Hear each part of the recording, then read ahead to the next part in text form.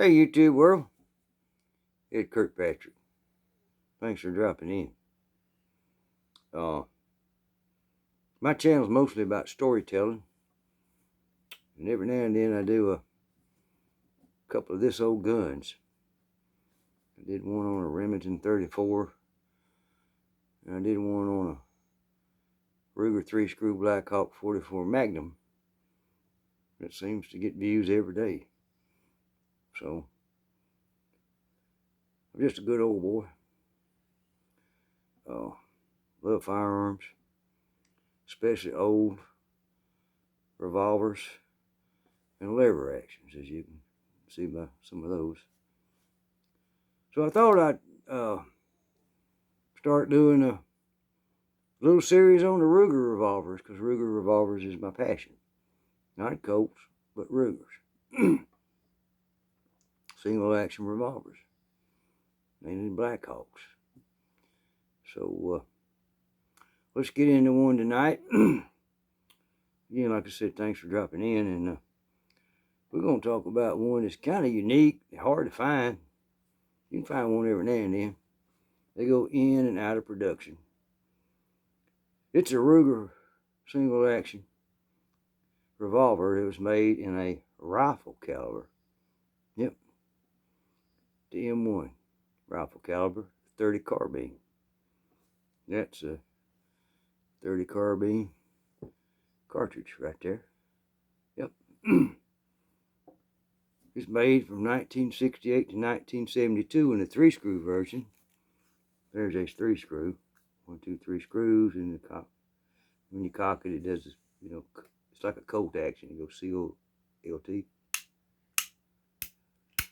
When the hammer drops, it hits the firing pin. Boom. You have one in the chamber above the firing pin. You hit this with a hammer, it will go off. It's not safe, so most people carried 5 rounds in it. Ruger 1973 came out with the transfer bar safety. That's this bar you see right there. Yeah, right there. And when you drop the hammer by pulling the trigger, that bar hits the firing pin. But if the hammer drops and you're not holding on to the trigger, the bar drops and it don't hit the firing pin. So you can hit this with a hammer all day long. The one in the chamber ain't going off. Safety. It's a good invention. Now you can carry 6 rounds safely in your 6-round revolver. So anyhow, 30 carbine Ruger Blackhawk. This particular one right here was made in 2002, so it's 22 years old. It's got a pair of hoe grips on it, which I absolutely despise. Don't ask me why I haven't changed them out.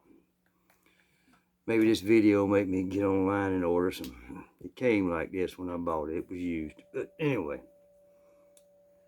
let's talk about the cartridge first. Then we'll get to the gun. We're talking about a rifle cartridge and a pistol. Okay? The M1 30 carbine cartridge. Now, the M1 carbine was a semi-auto. Bam, bam, bam, bam. Automatic loading rifle. Used in World War II, Korea, Vietnam. It was a great little rifle. Very, very lightweight. Good out to 100, 150 yards. It was used mostly in the Japan theater. Anyhow, let's get back to the cartridge. It doesn't have a rim. When I say a rim, it's got a notch right here. That notch. It doesn't have a pronounced rim. I'm going to show you a 357 cartridge. See, it's got a pronounced rim right here. Okay, so pistol cartridge, rifle cartridge. Another semi-auto cartridge was the 45 ACP. Developed by John Browning in his 1911 semi-automatic pistol, and later the Thompson machine gun. And the reason it doesn't have a rim, it's got that big notch there, so In semi-auto mode, it can eject the cartridge out. That was the reason. So let's get back to the cartridge again. This cartridge, 110 grain, is what most of them load. You can find 90, 95 grain, you can find 125 grain. Most of them are 110 grain, come out of the muzzle at about 1,350 feet per second versus a 357, which comes out the muzzle at about 2,000 feet per second. Now, if you load this one right here with 2,400 powder, for all y'all reelers out there, it only takes about 11 grains. But it develops about 4,000 cup, CUP, copper units of pressure. 40,000, excuse me, cup, which is pretty strong, pressure-wise, inside that chamber. Whereas the 357 Magnum developed about 47,000 cup. So it's right along the same lines. Pressure. Pressure means velocity. Pressure also means felt recoil. Whereas a 38 Special is only around 25,000 cup. Very reduced. Anyhow,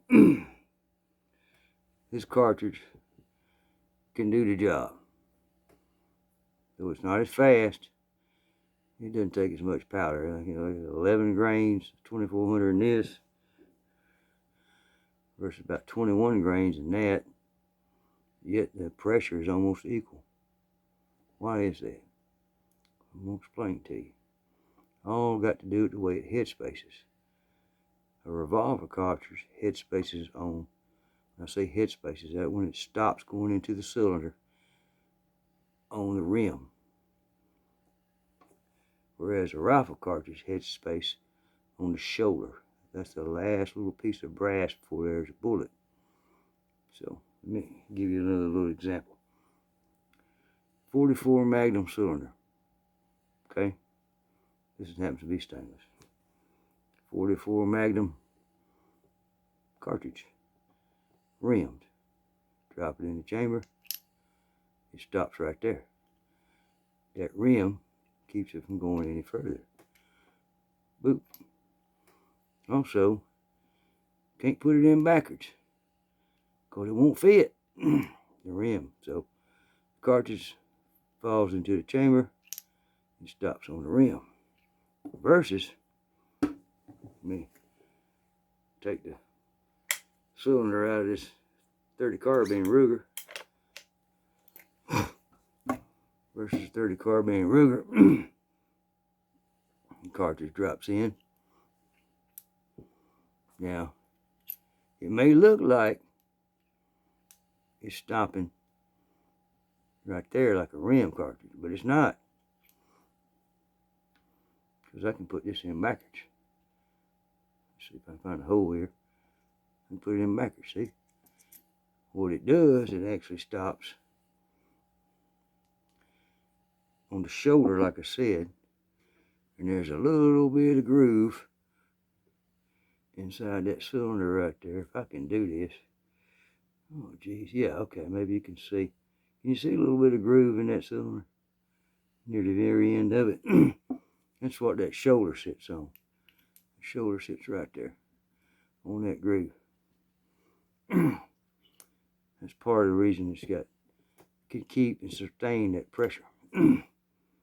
Alright. Now this gun, firearm, is heavy. Here's a 44 Magnum. Of course, it's a 3-screw. If you don't know what the 3-screw is, like I say, go watch my video about the 3-screw. Oh, it's doing it heavy. I mean heavy. And the reason it's heavy is because it uses the same size cylinder as a 44 Magnum. Put them up side by side, they equal height. But the reason it's heavier is because it's got little bitty old holes drilled through it. The 44 got them big old holes drilled through it. that adds weight. That's why this gun is heavy. But you know, that ain't a bad thing, because the heavier a gun is, the better it helps. Let me get this thing going here. Better it helps tame the recoil. You know, this old booger right here can sometimes be a pain to put back together, but it ain't. Ain't that a nice sound? Here you go. New modern transfer safety bar. It's called 2 screws, actually pins. There's no screws now, but you know, it just goes cocked. That's it. Alright, so we went over the cartridge and the differences. Now let's actually talk about the firearm itself. Like I said, it was made from 1968 to present day. They only make a few runs every other year, I think it is. You don't always find one every year, but they'll make a few runs of these. They're still making them. They're not very popular. Actually fun to shoot. If you ever shot a 357, this is less recoil than a 357, partly because of the weight. It's a heavy gun. It's 44 or 46 ounces, something like that. Versus something like this is, you know, right at 30, 35, 36. So it's hefty gun. But yes, it does have an aluminum backstrap trigger guard, and it does have an aluminum injection rod tube. That tube right there, that's aluminum. Everything else is steel in it. But anyway, everything else is steel on the gun. You see, I'm not a fan of these holding grips. It's a great sights on it. Rear notch, front sight, adjustable for side to side and elevation. And then it's got the big bladed front sight on it. Yeah, boom, gotcha. So what's it good for? Well, I'll tell you what. It's one of the most funnest guns to shoot because it ain't got too much recoil. It's loud. Man, it's loud. Because the 30 caliber carbine was designed for a rifle barrel. I think most of them M1 carbines was a 20-inch rifle barrel. Somebody can correct me on that. So this comes out the hole at 7.5 inches. It's still burning powder. It's loud. But the recoil's way less than the 30. Way less than the 357 Magnum. Way less. About the same as 38 Special. Or 32 H&R Magnum. Or 327 Federal Magnum. Those are all kind of similar guns. But it's a rifle cartridge. So you have your little M1 carbine and you can tote this around with you. Now, another thing that's unique about this, not this Ruger, but the 30 carbine in general is, this is the only, let me turn around this way because you can probably see it better. This is everything's unloaded, folks. This is the only Ruger pistol they ever made with a tapered barrel. It's fatter here, they get skinnier down here. The only one they ever made with a tapered barrel. Why they did that, I don't know. It may have been trying to shave some weight off of it because they sure used it. Of course, you know, got 40,000 cut, remember? Same thing as a 357, so they're trying to keep the cylinder real beefy. But why they tapered that, I don't know. But if I go in the gun store and I see something laying there, I look at it, it's got a 7.5 inch barrel and it's tapered barrel, I know right then what caliber it is. Because there ain't but that's the only one they ever made with a tapered barrel. And 7.5 inch. That's the only way you can get it. You can't get it in a 4, you can't get it in a 6. This is the only way you can get it. But a fun gun to shoot, a great target gun, a great gun to go out and practice. And for those hunters out there, you can get a rabbit still. You can bust a rabbit with it. You can bust a fox at 50, 60, 70 yards, easy. Maybe a coyote. Groundhogs. Well, you usually can't get too close to groundhogs. But yeah, it's a fun gun to shoot. I thought y'all might want to know about it. The old 30 caliber carbine pistol.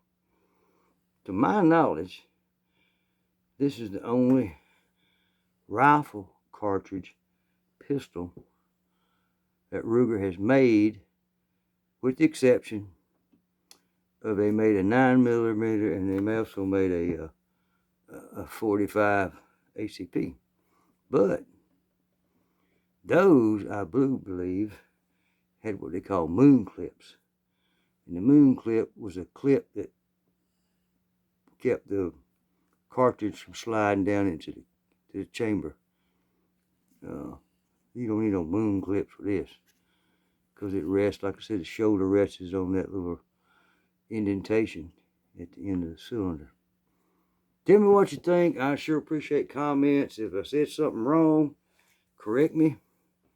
If I taught you something, I'm glad I did. I try to do this for people that's got some knowledge and people that don't have some knowledge, and those that don't, I try to make them think.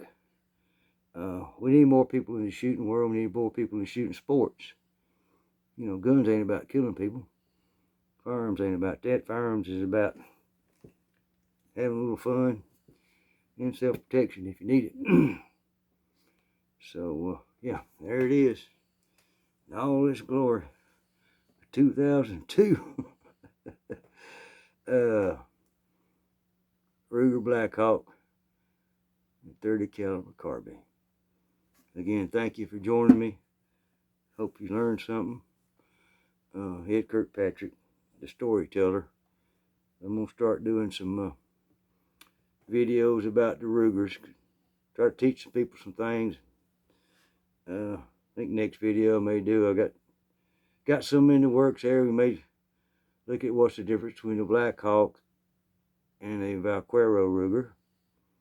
Also may introduce y'all to the Bisley Ruger. All single action firearms. And then we'll probably go from there to the lever action collection. And get y'all educated on lever actions and how they changed history. Yeah. Anyway, like, subscribe, share. Appreciate you coming by. And like I say, drop any comments, good or bad, it's okay. I got a thick skin to get this damn old. And there ain't nothing you can tell me on a comment that's gonna hurt me.